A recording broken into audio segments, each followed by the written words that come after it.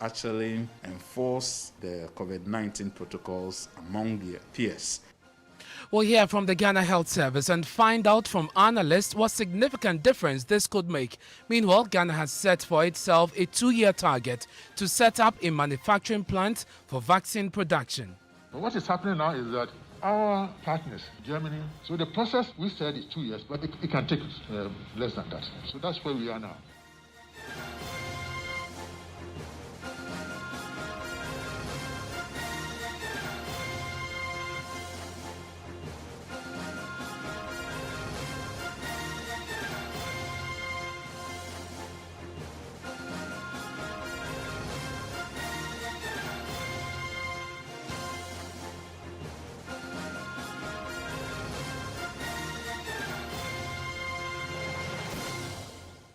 And Top Story is brought to you by Gasem, the Nation Builder, and Vodafone. Together we can. My name is Ernest Manu. Tonight, 9 more people have died from COVID-19 virus as Ghana experiences a third wave of the pandemic fueled by the vicious Delta variant. Now, this brings the country closer to a grim milestone of 1,000 deaths. Figures from the Ghana Health Service also indicates that active cases are going up.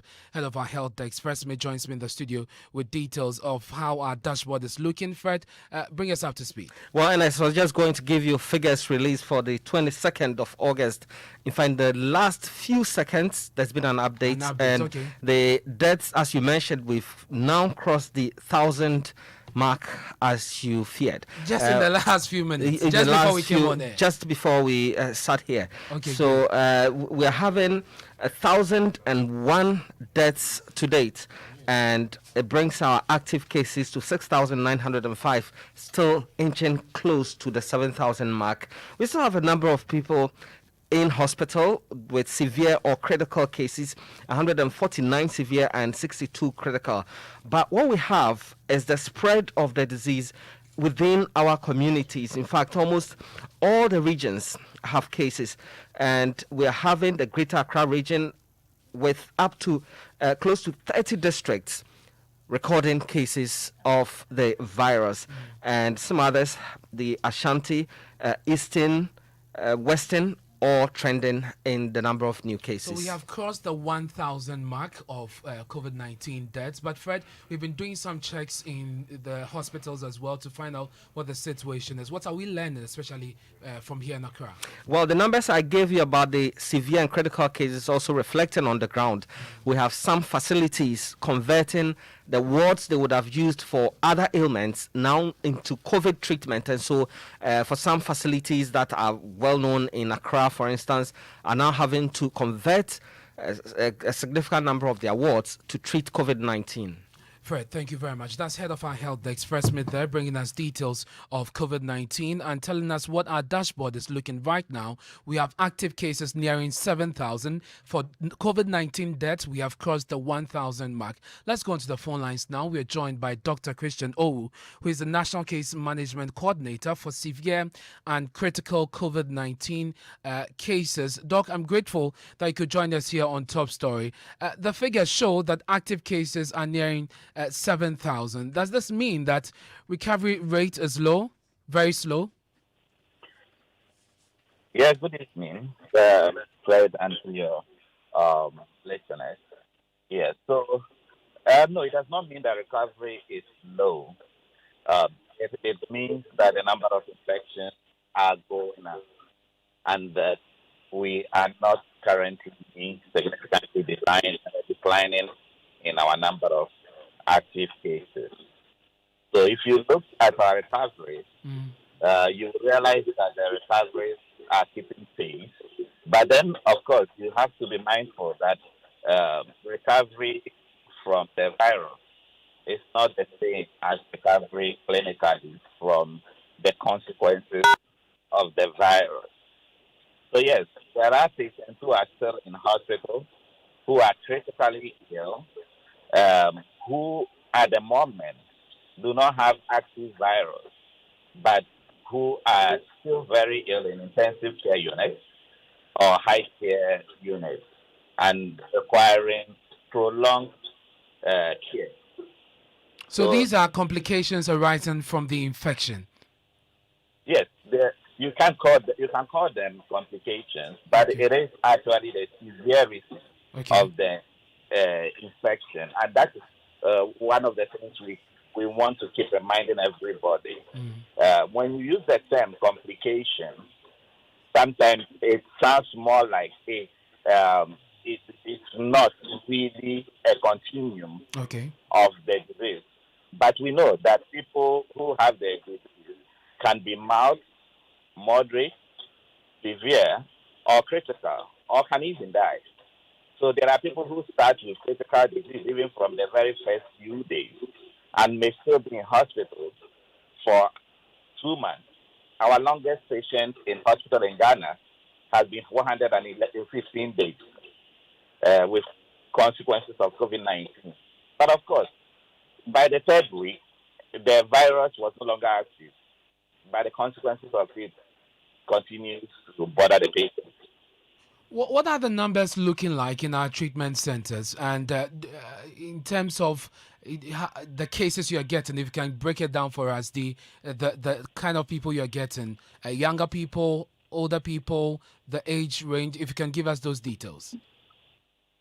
Yeah, so first of all, I think the Ghana Health Service actually have most of this data on its website. The numbers of active cases are still about 500 every day, which means we still have patients who are infected. But what we are even more bothered about is the number of people who are severe or critically ill. You just mentioned that at the beginning of this, we are talking about almost 200 people nationwide who are requiring intensive care units or high care units from the data on the Ghana Health Service platform. Now, one problem we need to stress about, and this was one of the things we were stressing at the beginning of vaccination, Okay. is that we have enough evidence to show that those who have completed their vaccination, irrespective of what vaccine that has been approved in Ghana, have shown evidence of being spared of severe or critical disease significantly. A lot of people who are dying who are not vaccinated are significantly high compared to those who are vaccinated. Yes.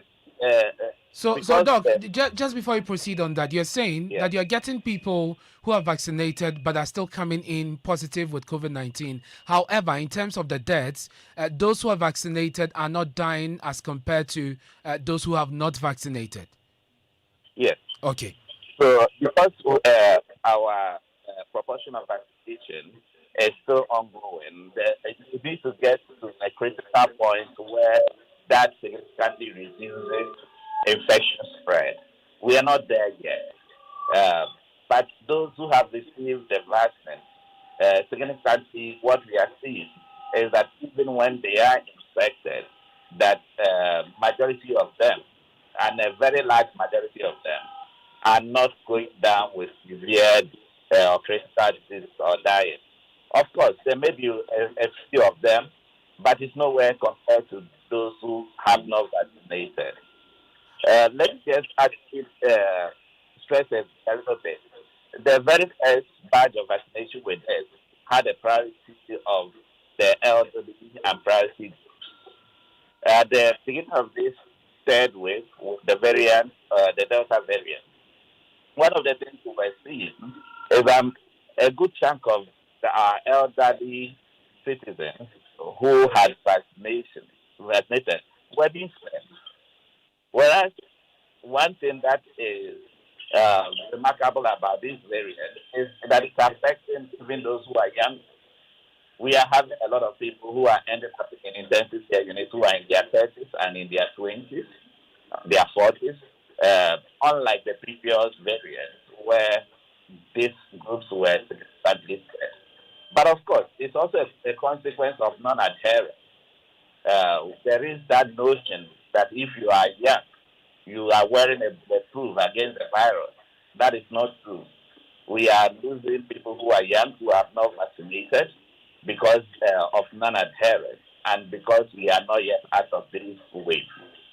Doc, I want to thank you for your time. That is Dr. Christian Owu, who is the National Case Management Coordinator for severe and critical COVID-19 cases. You heard him say that younger people are being infected by the Delta variant, and so it is important that you adhere to all the safety protocols. But in case you're just tuning in, the news is that we've crossed the 1,000 death mark. We've crossed more than 1,000 people have died from COVID-19. That's the update on the Ghana Health Services website. But today, the Ghana Health Service launched what it calls the peer-to-peer enforcement strategy to help stem the tide. In a stakeholders meeting with members of various transport unions, officials explained that citizens will serve as check on others through this initiative. Let's listen to Dr. Dacosta Boaje, who is in charge of risk communication. We've introduced some initiative which is called peer-to-peer enforcement strategy, and what it does is to put the responsibility on the citizens to actually enforce the COVID-19 protocols among their peers. So, for example, now we are engaging the transport unions and the media. So if, for example, you are going to board a vehicle and the mate and the driver do not have face masks, you insist that they have the face mask. Other than that, you will not get in the car, and it's vice versa. And even if you are sitting in the car and someone closer to you do not have the face mask, you have a responsibility to tell the person to put on his or her face mask. So if you go to the market and you want to buy from the market sellers, you insist that you not buy from them if they do not have their face mask on, and it's vice versa. So that is Dr. Dacosta Boaje. He's in charge of risk communication. We'll be speaking to him shortly. But members of the Transport Union this meeting commended the Ghana Health Service for this initiative and proposed, they promise actually, to ensure that it will be implemented effectively, especially amongst transport service providers. We can listen to some of them. It's a good initiative as well because, we as executives, we have members under us and we have to carry the messages to them, like what we've learned here. And interacting with them, it will also help the people because they have families in their house. But as to what is going on, they may not know, some of them don't know what is going on, but through us, they may get to know, then they carry it to their houses where they are living in their vehicles. They can also drive the passengers who are not adhering to the protocols. We, the participants in this forum, will have tags on X that will indicate that we've really indeed undertake sensitization and educative studies of protocol that will ensure that people adhere to the COVID-19 protocols. The passengers that come to board vehicles in our station will send a word around that everyone must be in the nose masks before you get inside the vehicles. And we'll sensitize our drivers also and the mates to make sure that this directive is implemented.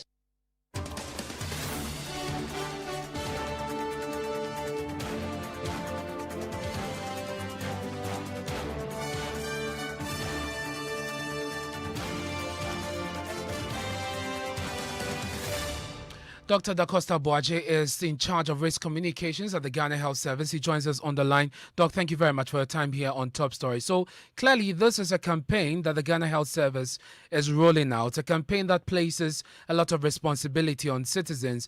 Let's first start with what your plan is. Today, you met with transport unions, but help us, give us details, what your plan is in raising awareness and getting the buy-in of the people. Hello, Doc. Hello, Doc. Can you hear me?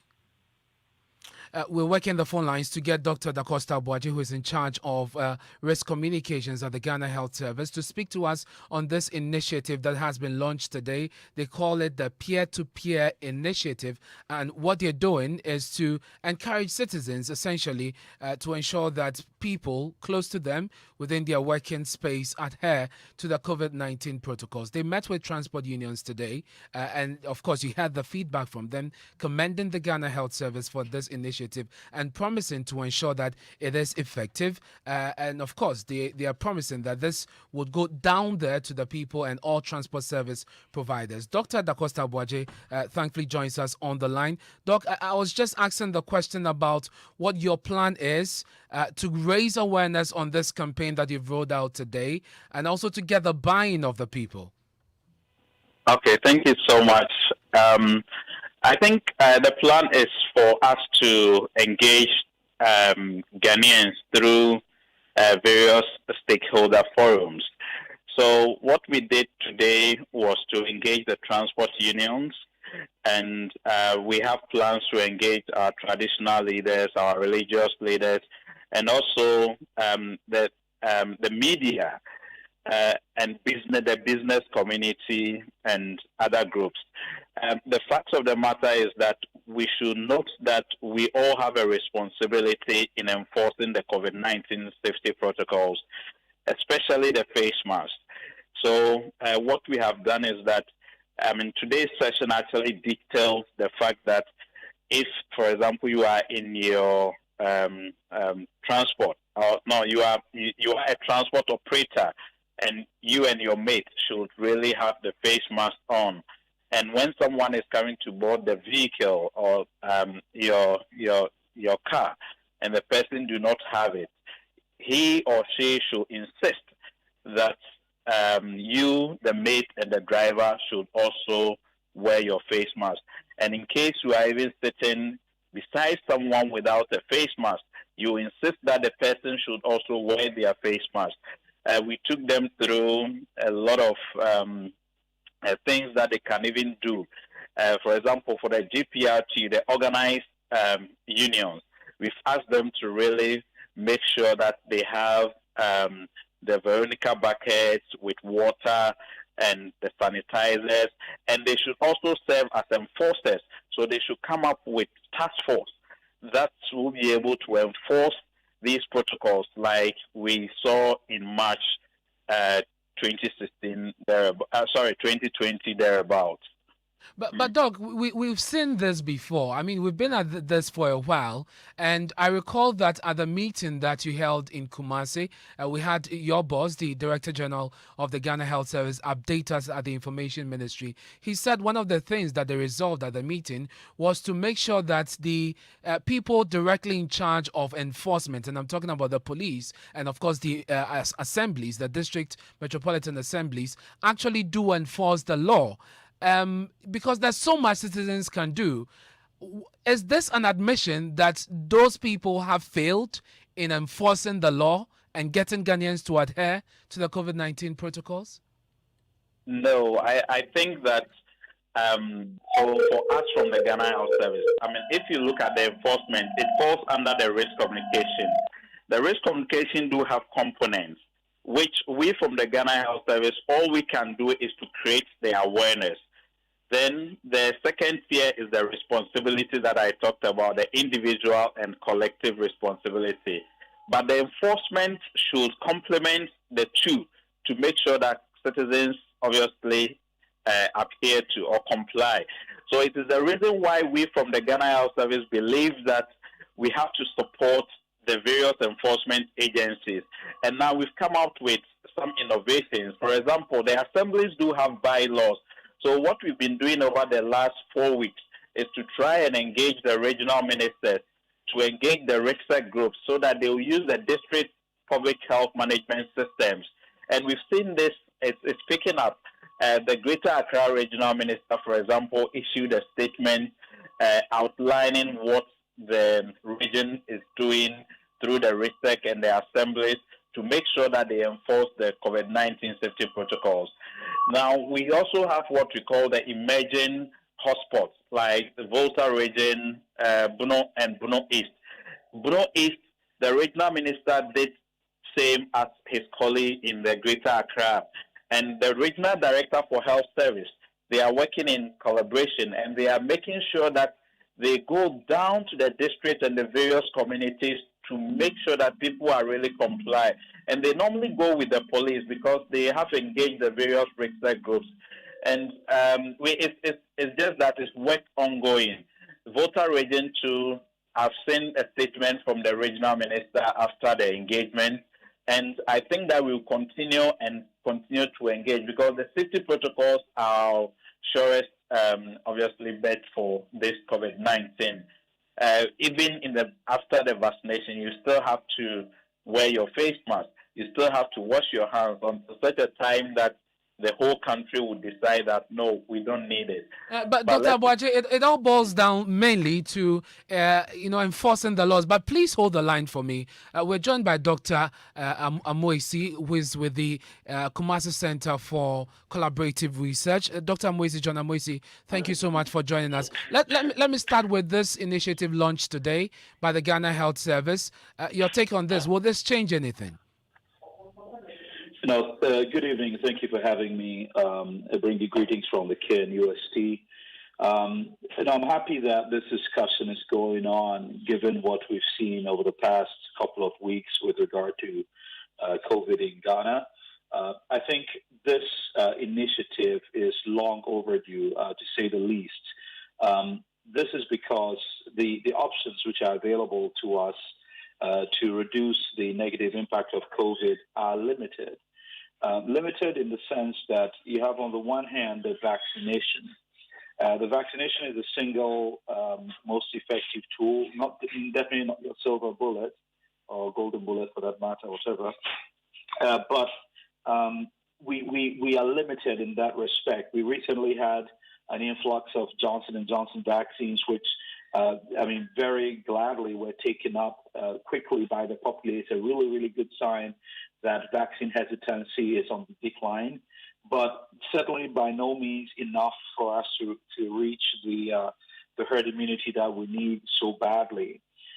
We're expecting more of these vaccines later in the month, early next month and to the middle of next month, which I think will come through, and that's really great news.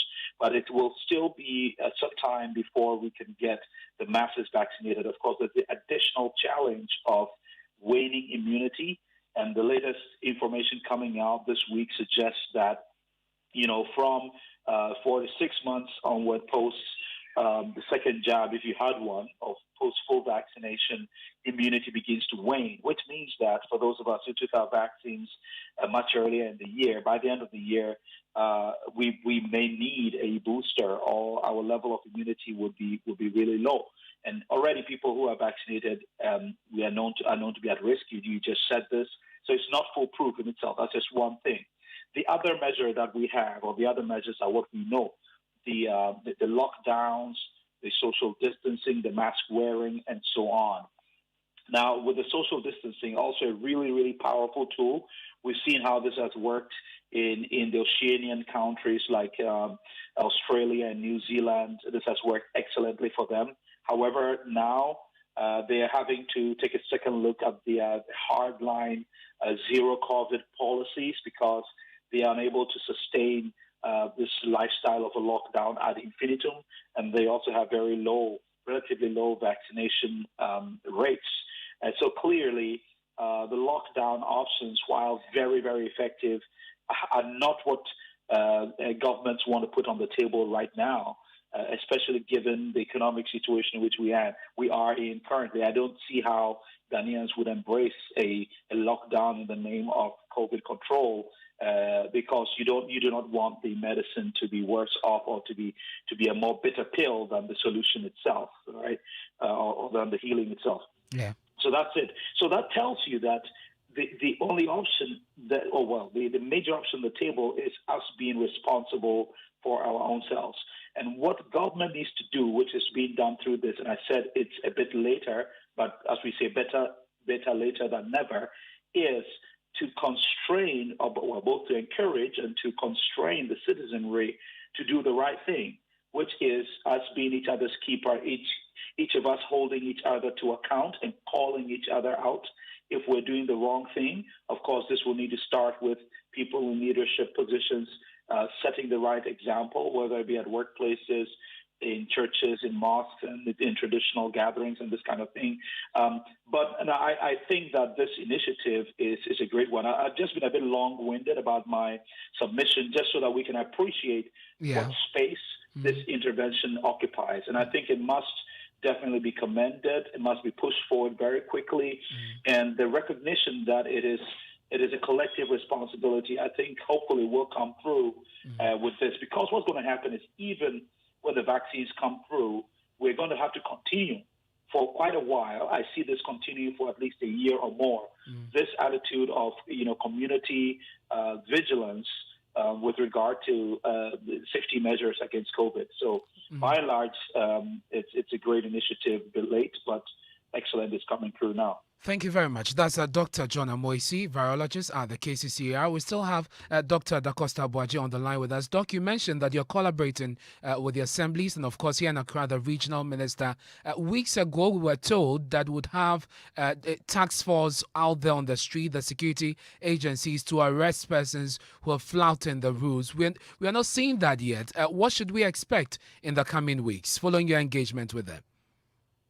Okay, thank you very much. I think I have really, within the Medina, that stretch, obviously some of the enforcers or from the assembly, the task force. So I think that we should expect that the assembly's task force will really be on the various checkpoints, the various,